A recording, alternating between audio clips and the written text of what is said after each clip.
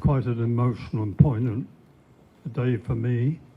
I was a 23-year-old police constable, having been in Bermuda for 8 months on February the 2nd, 1965. I'm not going to dwell on the actual incidents or the actual fighting or what went on, but I just want to make mention of a couple of names of people who I want to recognize. The first one is Ian Davis, the policeman who was nearly killed. It's interesting that Davis's father came out to Bermuda after Ian was injured to thank the authorities here for caring for their son. And on leaving Bermuda, Mr. Davis Sr. donated a trophy called the Friendship Trophy, which is still played for by the PFA.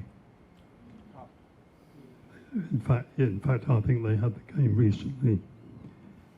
The other people I want to mention are a police constable, woman police constable, Christine Muspratt, who was the only woman police officer down here, and for her efforts in helping Ian, she was awarded the Colonial Police Medal for Meritorious Service. I also want to mention Derek Jenkinson. He was injured when a police van he was driving just outside the gate here was overturned. He was in the vehicle. One of the saddest stories is Gilmore Simons, policey, local policey. Gilmore was badly hurt during the disturbance. He was subject to threats and intimidation after that event, and he was forced to leave the police and join the prison service. The other person I mention is Sergeant Andrew Maul. Andrew Maul was a leader in the police association.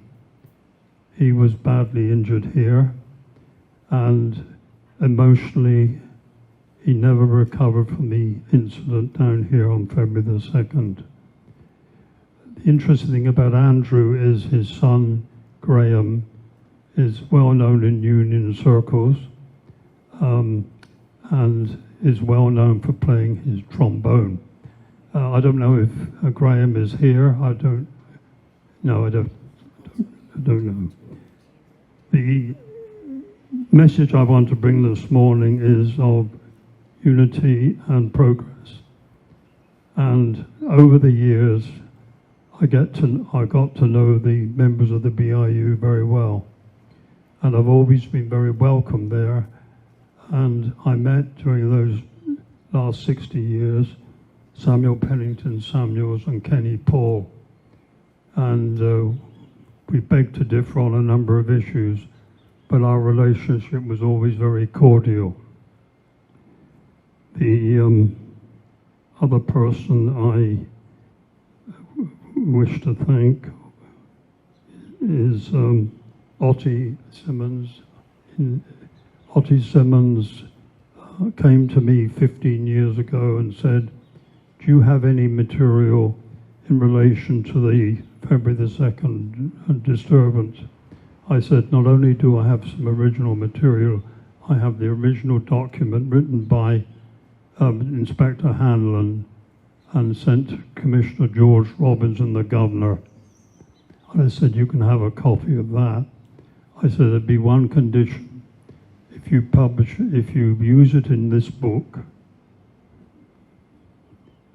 please use it verbatim and the actual word perfect." And Ottie and I used to have a laugh about this because, sure enough, this police report appears in this book. And the thing we agreed on, we had to provide a balance to the story, to the history of this day. And sure enough, the names of the 17 injured policemen, the actions of the police are recorded here. And the other interesting thing about this is Ottie and Ottie agreed that much of what was in the police report was factually correct. My closing remarks are this poignant and emotional day for me was a game changer for Bermuda. And I went to my little dictionary the other day and I thought, well, how can I sum up the events of that day? And my 3 words I picked from my dictionary are reconciliation, negotiation, and harmony.